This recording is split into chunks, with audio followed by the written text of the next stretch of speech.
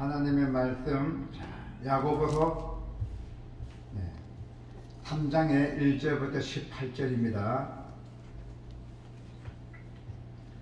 내 형제들아, 너희는 선생된 우리가 더 큰 심판을 받을 줄 알고 선생이 많이 되지 말라. 우리가 다 실수가 많으니 만일 말에 실수가 없는 사람은 곧 온전한 사람이라. 너희 온몸도 불에 씌우리라.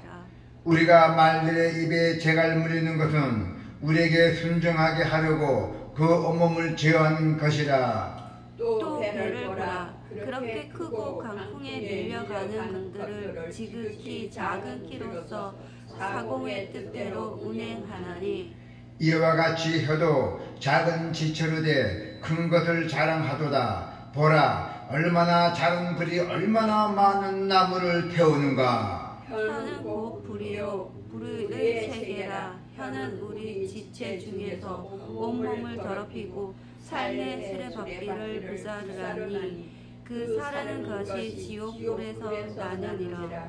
여러 종류의 짐승과 새와 벌레와 바다의 생물은 다 사람이 길들일 수가 있고 길들어 왔거니와, 혀는 능히 길들일 사람이 없나니 쉬지 아니하는 악이요 죽이는 독이 가득한 것이라.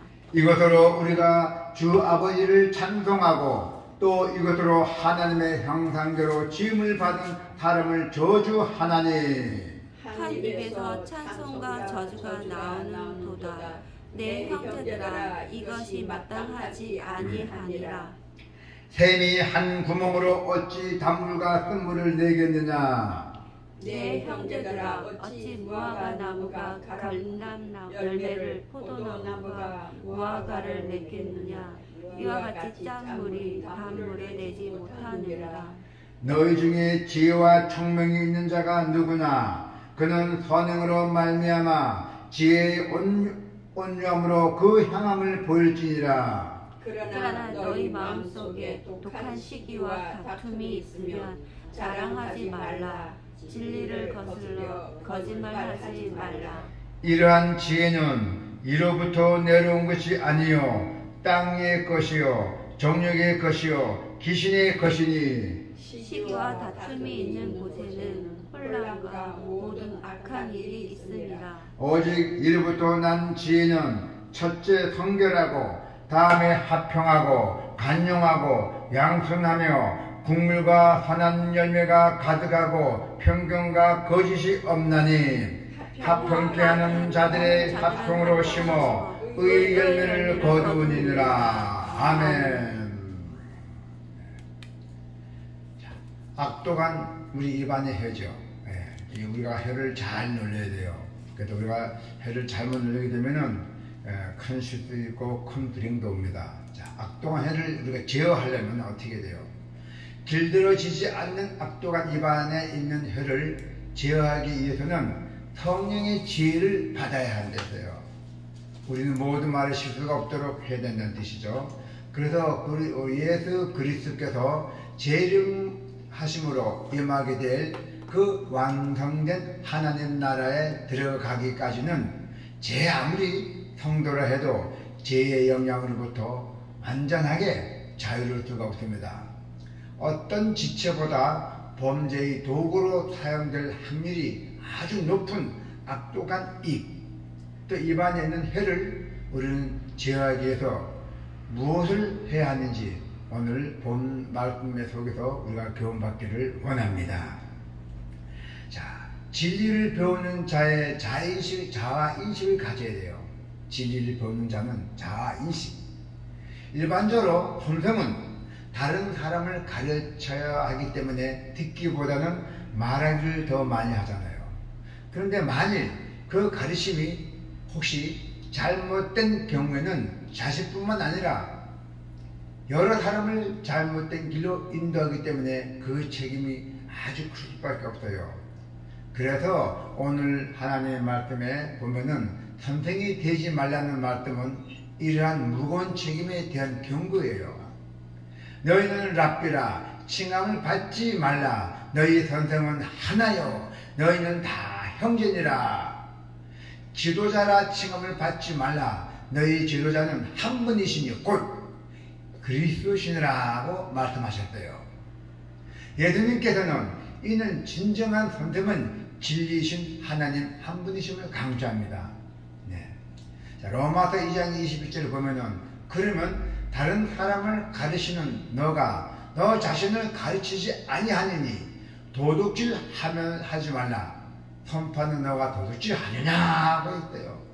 이 말씀은 자 그렇다면은 남을 가르치는데 그대가 얘 자신을 가르치지 않냐는 얘기야. 남을 가르치면서 왜 나는 가르치지 않냐는 얘기예요.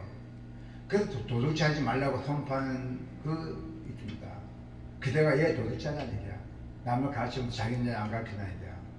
이 말씀은 남을 가르치는 선생 된 자라도 교만함이 아닌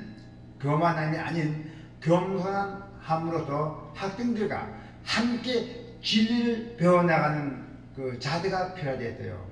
난 선생이라도 거만하지 말고 겸손한 마음으로 같이 배우는 데서 나가줘야겠어요. 진리를 알아서 가르치는 자가 아니라 진리를 배워 나가는 자로서의 자아인식, 내가 내 자신이 자아인식 가질 때 교만이 아닌 겸손한 자세로 지닐 수가 있다는 것입니다. 요즘 교육이 참 힘들죠. 교사들이 너무 힘듭니다. 교권이 무너진 바람에. 그래서 교사들도 이것도 한 번의 기회라고 생각해요. 서로 학생들 난 선생이다, 넌 날 제자다.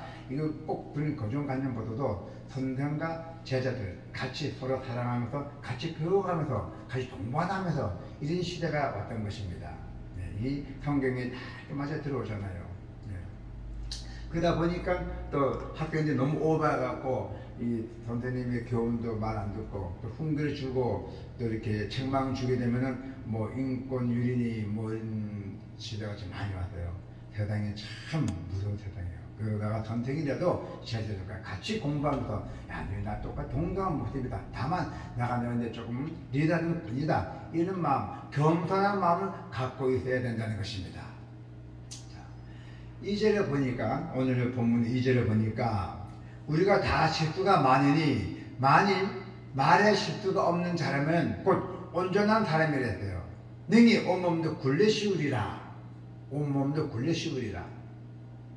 온전한 사람이라면, 말에 실수가 없는 사람이라면, 이 말씀은 우리가 모두 실수가 많기 때문에 만일 누가 말에 실수가 한 1억 점도 없다면은 그는 자기의 온몸도 제어할 수 있는 완벽한 사람이다 했대요. 그러나 말에 실수가 없는 사람은 온전한 사람이라는 말씀은 모든 사람이 말 실수가 많을수록 없도록 잘 말해주고 있어요. 아무리 조심하고 애들지라도 말에 실수가 없도록 하기가 거의 불가능하잖아요. 본인도 모르게 말 실수가 나갈 때가 있잖아요. 이번에 국회의원 선거 나온 사람들도 막 이렇게 하다 보니까 열강 하다 보니까 말 실수가 뭐 이 안 붙일 수도 있고 뭐 실수도 많이 생겼죠. 예, 그렇습니다. 그래서 옛날 속담 있잖아요. 말이 많으면 실수가 꼭 생긴다고 따라온다고 했잖아요. 그래서 오늘 하나님 말씀에 야고보는 말에 실수가 없으면 온전한 사람이라 했고 이런 사람은 능히 굴리심이 가능하다고 증거했어요. 완벽한 사람이라고 했죠. 말에 실수가 없는 분은. 자, 비록 혀가 우리 일반인의 혀가 몸의 지체 중에 작은 것이지만 등치 큰 몸에 우리가 이 혀가 작잖아요.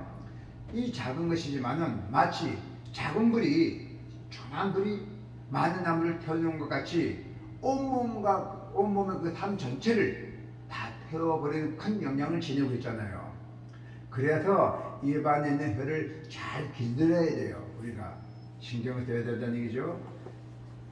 그런데 세상에 많은 것들이 보면은 사람들이 길들여왔지만은 우리 마음이나 입안에 있는 혀는 잘 길들 사람이 없어요.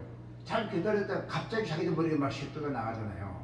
네, 말하다 보면은 그 인간이기 때문에 그래요. 그래서 길들여지지 않는 인간의 입안의 혀는 죽이는 독이 가득하고 또 쉬지 않고 악을 뿜어낸다 했어요. 그 증거가 통도를 하는 자도 한 입을 가지고도 하나님을 찬양하면서, 근데 입이 하나잖아요. 한 입을 하나 하면서도, 한 입을 가지면서도 하나님을 찬양하면서도 하나님의 형상을 지닌 사람을 저주한다 했어요. 하나님의 형상을 지닌 사람을 저주한다 했어요. 찬양하면서도.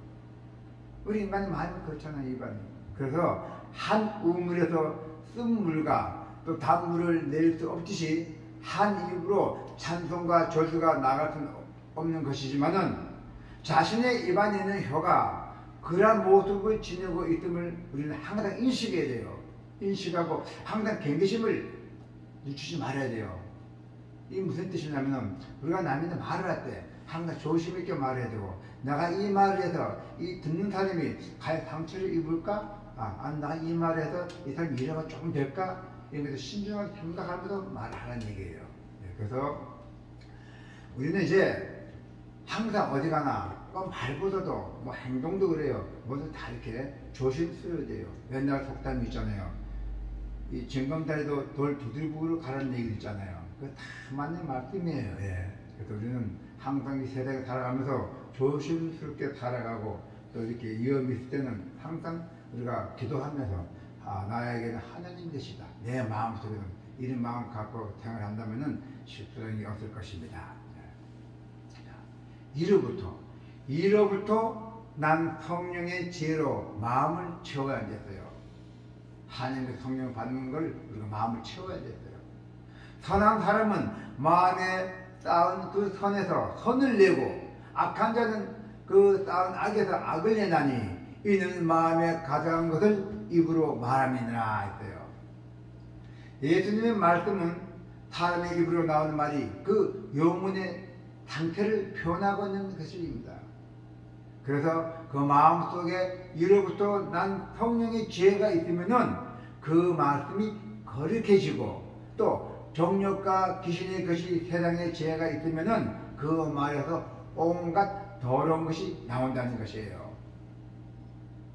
자, 그러므로 여러분께서는 자신이 속에 쌓여있는 세상의 죄를 다 치워버리고, 이로부터 내리니까 하나님의 지혜를 마음속에 가르쳐 놓아야 됩니다. 그래서 우리가 이 성경책에 보면은 잠언이라고 있어요. 이 잠언은 지혜예요. 네, 잠언은 이 성경책에 다 뜻이 있어요. 지혜가 있고, 사업의 성공도 있고, 또 우리 몸 건강도 있고, 레이기에 보면은 장출레기에 보면, 레이기에 보면 우리 인간의 몸은 피에서 나와요. 그래서 이 성경책은 우리가 인간을 살면서 온 몸에 다 치유되는 몸이 다 있습니다. 이 성경책에는. 그래서 우리는 꼭 지혜가 없으면은 어디 항상 당하고 그래요. 꼭 지혜가 필요합니다. 그래서 시간이 나신 대로 우리가 이 잠언에 보면 지혜가 많이 동틀이 될 것을 믿으시길 바랍니다. 자, 그래서 이로부터 또 내린 하나님의 지혜를 우리가 마음속에 가득 채워 넣어야 돼요. 가득 채우면 공간이 비면은 거기 사탄이 또 들어와요. 거기 공간이 비지 않도록 가득 채워야 돼요. 누가 침입 못하게. 그때 비로소 길들여지기 힘든 입안에, 우리가 입안이 길들여지기 힘들잖아요. 그때 우리가 그 세상의 지혜를 다 치워버리고 이로부터 내린 하나님의 그 지혜를 우리 마음속에 담게 된다면은 우리 입안에 있는 혀 뭐가 나오냐면은 성결이 나와요. 그 다음에 화평이 나와요. 그 다음에 간정이 나와요. 그 다음에 양순, 국물 등의 성령의 열매가 맺히고 우리 입에서, 그 다음에 편견과 거짓으로 해방될 것입니다. 자, 야고보 사도는 성도가 믿음으로 이 지혜를 하나님께 구할 때, 성도가 믿음으로 이 하나님께 지혜를 구할 때 하나님이 꾸짖지 아니하시고 후하게 성령의 지혜를 부어주실 것이라고 약속했어요. 입에서 나온 것들은 마음에서 나오나니, 입에서 나온 것들은 마음에서 나오나니 이것이야말로 사람을 더럽게 하느니라 했어요. 마태복음 보니까 사람이 더럽히는 죄는 마음에서 비롯되는 것이기에 입니다. 겉으로는 깨끗한 것, 진정한 경건이 아닙니다. 모든 죄는 정신적으로, 영적으로 더러운 것입니다. 그래도 그 더러운 죄는 마음에서 시작되어서 입으로 행동으로 드러난다고 했어요. 입으로 나오잖아요. 그래서 예수님의 말씀처럼 죄악이 가득한 마음에서 악한 말이 나와 사람을 부정하게 만들잖아요. 기분 나쁘게 만들기도 하고 땀 날 수 있고 심하면은 그렇습니다. 그래서 우리가 이러한 사실을 우리가 인식해야 돼요. 인식하면서 겸손하게 하나님의 지혜를 항상 구함으로써 마음의 선을 쌓아 우리 몸에 있는 그 입술로 범죄하지 않고 그리고 선한 말로 하나님을 찬양하며 사랑의 열매를 맺기를 축원합니다.